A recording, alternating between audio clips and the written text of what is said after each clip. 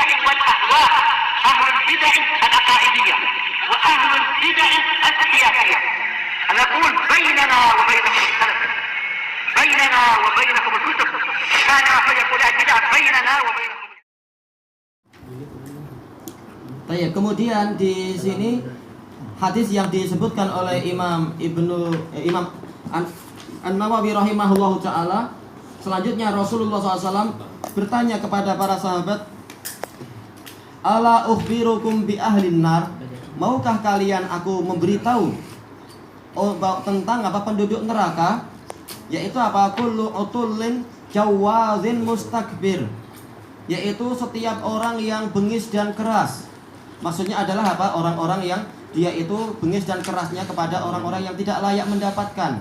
Karena sebenarnya hadis ini adalah seperti hadis-hadis akhlak yang lain, yaitu hubungan antara antara kaum mukminin. Padahal kita tahu di dalam dalil-dalil yang telah kita lewati, orang mukmin itu hukum asalnya adalah saling berlemah lembut.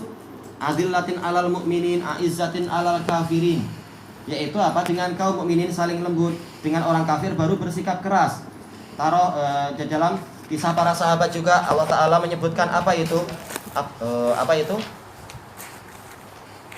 Asyidda'u alal kuffar ruhama'u bainahum. Mereka keras kepada orang kafir, tapi mereka sangat menyayangi di antara mereka. Jadi harusnya kepada kaum mukminin adalah kita itu bersikap lemah lembut. Baik, innallaha rafiqun yuhibbur rifq fi kulli syai'. Sesungguhnya Allah itu lembut dan Allah menyukai kelembutan di dalam segala sesuatu. Wa inna rifqa. Kemudian di dalam hadis yang lain, dalam hadis Aisyah juga sebenarnya apa itu? Inna rifqa la yakunu fi syai'in illa zanah wa la yunza'u an syai'in illa syanah. Kelembutan itu tidaklah dia itu ada pada sesuatu kecuali dia akan menghiasinya, dan tidaklah dia dicabut dari sesuatu kecuali dia itu akan memperburuknya. Sesuatu kalau tidak memiliki kelembutan maka dia menjadi buruk. Maka hubungan asal dengan kaum muslimin adalah kelembutan. Makanya orang yang bengis dan keras, maka orang semacam ini adalah jadi calon penghuni neraka. Berarti hukum asal dari dakwah, juga hukum asal dari nasihat, hukum asal dari pergaulan adalah kelembutan. Kekerasan itu hanya di waktu-waktu tertentu saja, ketika ketika diperlukan. Bahkan kepada benda mati pun hukum asalnya adalah kita dengan lembut. Kalau kita mengambil alat penyapu dengan kasar, mudah patah dia. Demikian pula kalau kita menghidupkan kereta dengan kasar, nanti kuncinya patah. Kemudian ketika bergerak kita nggak mulai dengan lembut, langsung kita tekan akseleratornya sampai 200 km per jam langsung sejak detik pertama. Nanti lama-lama keretanya akan cepat tua itu. Makanya sejak awal, di awal-awal segalanya semuanya adalah harusnya dengan kelembutan. Kekerasan itu hanya untuk sesuatu yang degil dan yang seperti itu. Sebagaimana kata Syekhul Islam ketika beliau menasihati untuk lembut dengan kaum muslimin, beliau mengatakan terkadang untuk menasihati seseorang yang dia itu sulit untuk dinasihati, baru kita memakai kekerasan. Seperti kotoran yang terkadang sulit dibersihkan kecuali dengan sedikit kekerasan, sedikit air panas, dan tepukan dengan tangan yang lain yang agak keras. Baru dia akan hilang kotoran itu. Tapi hukum asalnya adalah kelembutan. Bahkan di dalam surga tidak akan kita dapatkan caci makian, tidak akan kita dapatkan kutukan dan laknat. Semuanya adalah illa qilang salamang salama. Semuanya adalah kalimat yang mengandung kesejahteraan. Adapun dalam neraka yal'unu ba'duhum ba'dha, yaitu satu sama lain saling melaknat dan seterusnya. Kalimat-kalimat bengis di dalam neraka. Bahkan malaikat yang di dalam surga pun mereka kalimatnya adalah baik-baik. Salamun alaikum tibtum fadkhuluha khalidin. Salam sejahtera untuk kalian. Kalian sungguh bagus. Masuklah ke dalam surga dan kalian kekal. Adapun dalam neraka, maka malaikatnya adalah malaikatun ghiladun syidat. Malaikat yang keras, yang bengis. Naudzubillah. Makanya surga itu tempat kelembutan, sementara neraka adalah tempat kekerasan dan kekasaran. Makanya kita disuruh oleh Rasulullah SAW untuk menjadi orang-orang yang lembut, bukan orang-orang yang bengis dan keras. Kemudian jawad, yaitu orang yang dia itu dalam masalah harta, dia itu jamuk dan manuk, yaitu dia rajin mengumpulkan harta, tapi kemudian dia tidak suka untuk menginfakkan demi kebaikan. Paling tidak kebaikan untuk diri sendiri, jangan pelit kepada diri sendiri. Dan juga apa? Termasuk diri sendiri adalah apa? Keluarga dia. Karena keluarga adalah bagian dari diri sendiri.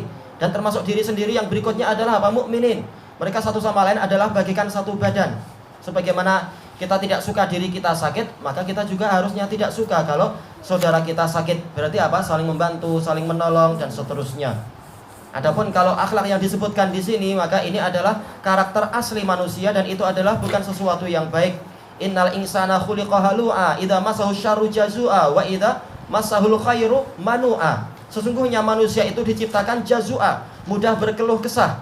Wa idza masahu syarru jazua. Innal insana khuliqa halu'a, ya. Manusia itu diciptakan dalam keadaan halu. Halu itu sangat apa itu? Kalau takut sangat takut, kalau sedang sedih dia sangat banyak keluh kesah. Ini halu.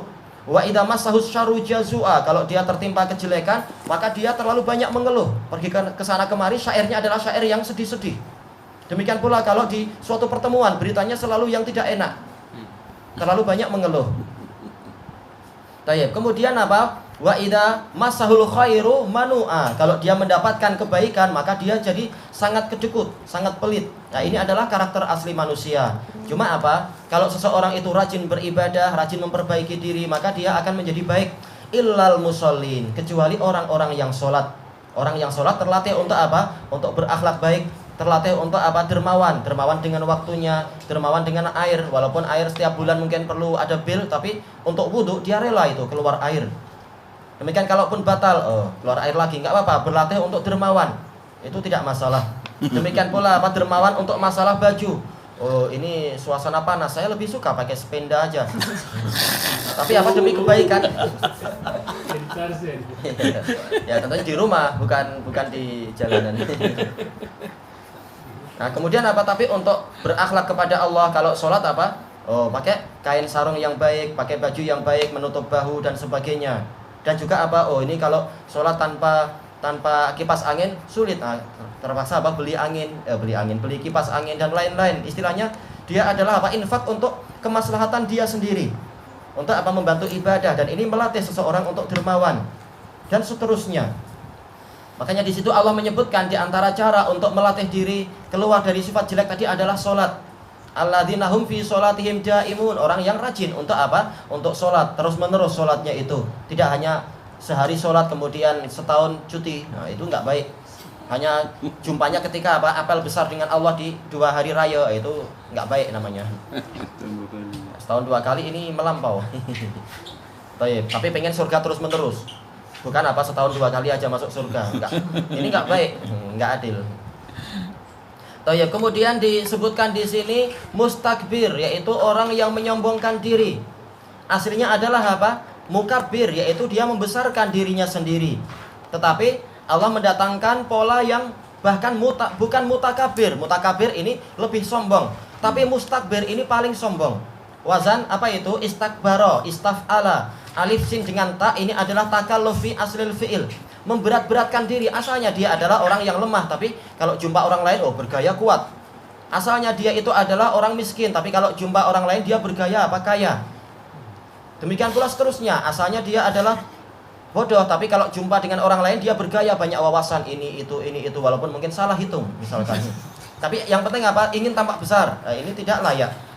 Apa itu? Mutasyabi' bima lam yu'ta. Dia yaitu istilahnya apa? Menghiasi diri dengan sesuatu yang tidak dia miliki. Ini termasuk apa? Pola kesombongan. Sementara telah banyak dalil-dalil yang mengancam tentang apa? Tentang kesombongan itu. Sebagaimana dalam hadis yang diriwayatkan di dalam Sahihul Musnad kalau tidak salah ya. Bahkan apa di Sahih Muslim dari Ibni Mas'ud radhiyallahu anhu, Rasulullah bersabda, la yadkhulul jannata man kana fi qalbihi mithqalu dzarratin min kibr.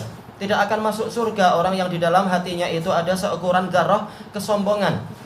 Dan dalam Sahihul Musnad dari hadis siapa? Abdullah bin Amr ibnul As, Rasulullah juga menyebutkan al-kibru batarul haq wa ghamtun nas. Yang mana kesombongan itu adalah apa? Yaitu bersikap sombong, bersikap masa bodoh terhadap kebenaran, atau bator yaitu menolak kebenaran, dan juga apa? Ghamtun nas, meremehkan orang lain. Dan juga dalam hadis Abdullah bin Amr ibnul As juga Rasulullah bersabda apa? Man kana fi qalbihi misqalu khardalin min kibr akabahullahu ta'ala ala wajhihi finnar. Barang siapa di hatinya ada seukuran biji sawi kesombongan, Allah akan menjerumuskan wajahnya ke dalam neraka. Menjerumuskan dia ke dalam neraka di atas wajahnya. Dan seterusnya, dalil-dalil banyak masalah kesombongan itu. Makanya orang yang sombong tempat dia adalah di dalam neraka. Makanya neraka mengatakan apa? Wukiltu bil jabbarin wal mutakabbirin wal musawwirin, di dalam Sahih Musnad itu. Neraka nanti di hari kiamat akan berteriak, dia mengatakan saya ditugaskan untuk membakar apa itu? Mutakabbirin, orang yang sombong, jabbarin, orang yang angkuh, musawwirin, yaitu tukang gambar, yaitu menggambar makhluk bernyawa, benda-benda yang masih ada kepalanya itu. Kita hilangkan kepalanya itu agar neraka tidak mengambil kita nanti. Tayyib.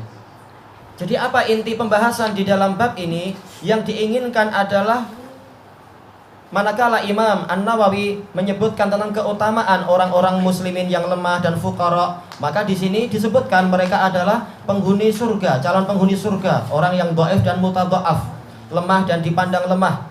Padahal seandainya dia bersumpah kepada Allah, niscaya dikabulkan sumpah dia itu. Seperti dalam kes tadi itu, mungkin orang tidak tahu dia adalah apa? Pahlawan yang baik, pahlawan yang hebat. Yang mereka kenal, terkadang orang-orang kenalnya hanya dari apa? Orang yang paling depan dan orang yang mungkin tanda jasanya banyak.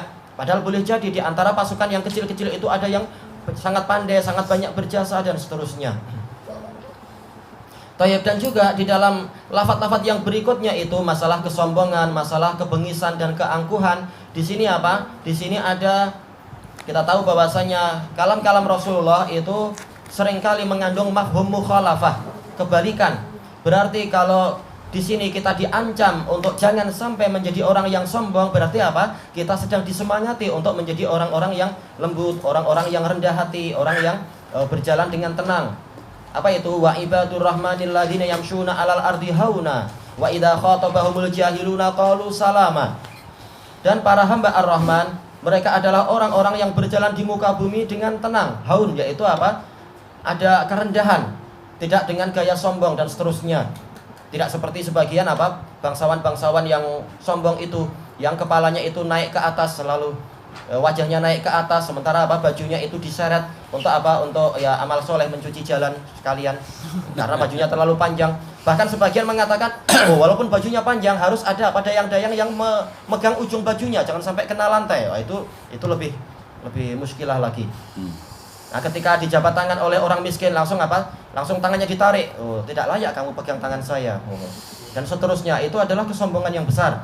Maka kita disuruh untuk berjalan di muka bumi dengan tenang dan dengan rendah hati.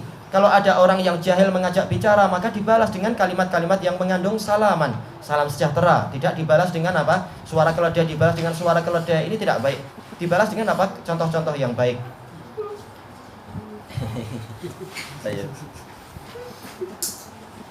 Dan juga apa? Dalil-dalil yang banyak. Hadis yang diriwayatkan oleh Imam Muslim dari Abi Hurairah, bahwasanya Rasulullah SAW bersabda, apa itu? Wa ma tawadha'a ahadun lillah illa rafa'ahullah. Dan tidaklah seseorang itu merendahkan diri untuk Allah kecuali Allah akan meninggikan derajat dia. Disuruh untuk kita menjadi orang-orang yang rendah hati, yang lemah lembut dan seterusnya. Tayyib, ilahuna wallahu a'lam.